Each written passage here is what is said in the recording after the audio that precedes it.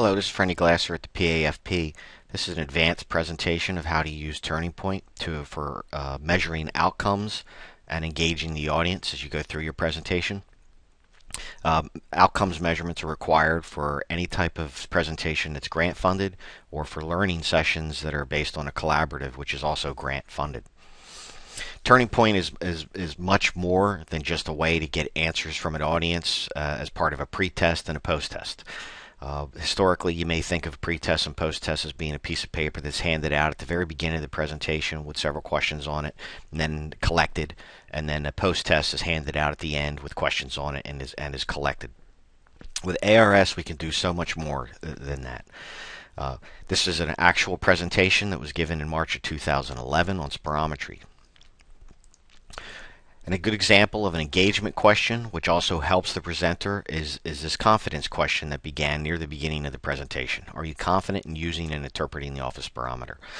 This allowed the presenter to get a gauge for where the participants fell in terms of their own self-assessed confidence in using it. We come to here to the first pretest question. Now you notice that the pretest question is embedded in the presentation. The pretest question in this case is actually occurring several slides before the answer is provided. This serves several purposes. First of all, it engages the audience. They're paying attention at this point. We've seen examples where an ARS is used during a presentation and the room goes quiet and the focus does go to the front of the room. The audience becomes engaged and they're predisposed to learning. Studies have shown that learning and retention are improved by using this method of embedding the pretest within the presentation itself. So that pretest question goes up. Several slides are going through some of the directions on how to actually perform the spirometer test. And then you get down to the coaching slide, which says, loudly prompt the patient to blast air out into the spirometer. The question was, it's best to quietly prompt, so the answer was false.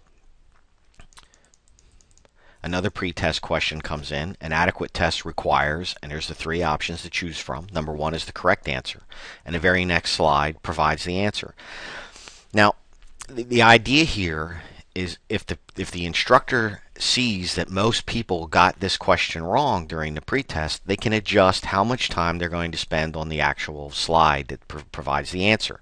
So it's feedback. There's a feedback loop going on here. It's also the audience is engaged, and it's also that they're predisposed to learning. It's very powerful to embed the pretest questions throughout the presentation.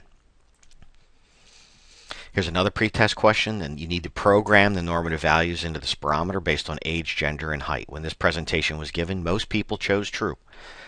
It just seems natural that you would have to program the spirometer to do that.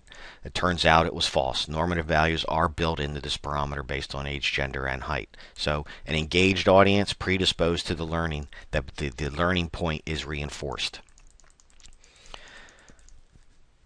Another powerful use of the ARS in this presentation was the use of the case studies.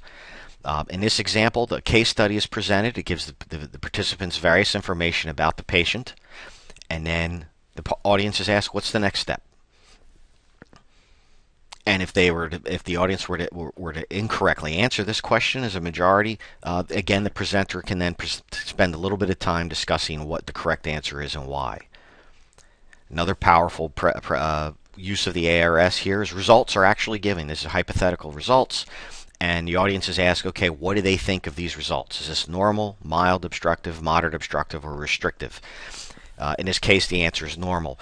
This is engaging the audience. They're thinking about it. They're seeing an actual values being supplied here. And you may ask yourself, okay, well, this is great, but how do I set this question up myself? Recall that ARS, this Turning Point ARS, is simply PowerPoint. These are various objects on the slide.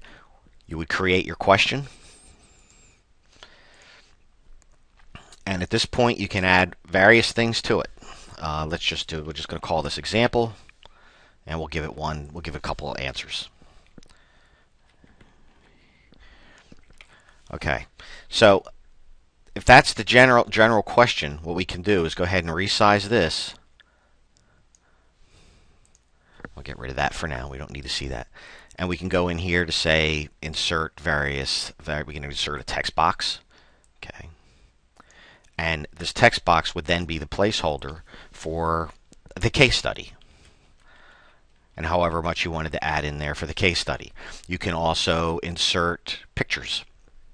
You go for the photo album or pictures, clip art. All the things you can do in PowerPoint, you can now add to this slide. So that you can build the slide to be as complicated as you need, or as much information as you need to provide the question to the audience. The key is that's the question, those are the answers, and then we can just go ahead and manipulate this slide as necessary. And you can see that's what happened here. There's the question. This was a text box that was added. Those are the answers. Now, when the post tests occur, that's generally, we do that at the end. And what we do is, regardless of how many pre-test questions are presented throughout the presentation, and we suggest, engaging the audience, having a lot of questions in there, but we don't need to ask all of them again as a post-test. Generally speaking, we only select 2 or 3 to ask as a post-test. That's really all that we need to measure the outcomes. So in this case, we selected this particular question and this particular question to be the post-test at the end of the presentation, and we ask a confidence. This slide here can be contrasted then to the slide at the very beginning that asks, how confident are you in using office spirometry? Now this question asks at the end, having completed this activity, how confident are you?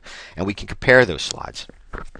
Which brings us to the last point with doing a measured outcomes presentation. And these slides here are called comparative slides. And what they allow us to do is see how a pre-test question was answered, how it was answered on a post-test. So this question asked pre-test, post-test, pre-test, post-test, pre-test, post-test, what the answers were. It's easy to create a comparative slide. From Turning Points tab, we go to Insert Slide. Down here at the bottom is called a comparative link. We select the first slide, and we select the second slide, and then we say OK. Now that's it. It's finished.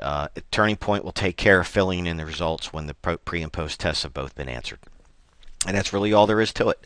The final thing we'll talk about as part of an advanced feature, and it's advanced in name only. It's actually very easy to do, is the notion of a demographic slide. We can ask a question slide like this. Tell us who you are. 1 family physician, 2 pediatrician, 3 internal medicine internist. And the audience responds to this question, and Turning Point ARS will save, based on the clicker, what you described yourself as on this slide, and then we can do reports later that say, for a given question, how many family physicians answered it this way? For a given question, how did the pediatricians answer it? For a given question, how did the internists respond to it? And to create a demographic slide is nothing more than asking the question, what are your various categories? And over here under session options, this right here is called Mark Slide as a demographic slide. Notice how there's a blue box around it. It's marked as a demographic slide. This one is not a demographic slide. It's not marked as blue. So it's just a matter of selecting that. It's not a demographic slide. It is a demographic slide. It's that simple. So if you have any questions, feel free to contact us here at the PAFP. We're here to help. Thank you very much. Have a nice day.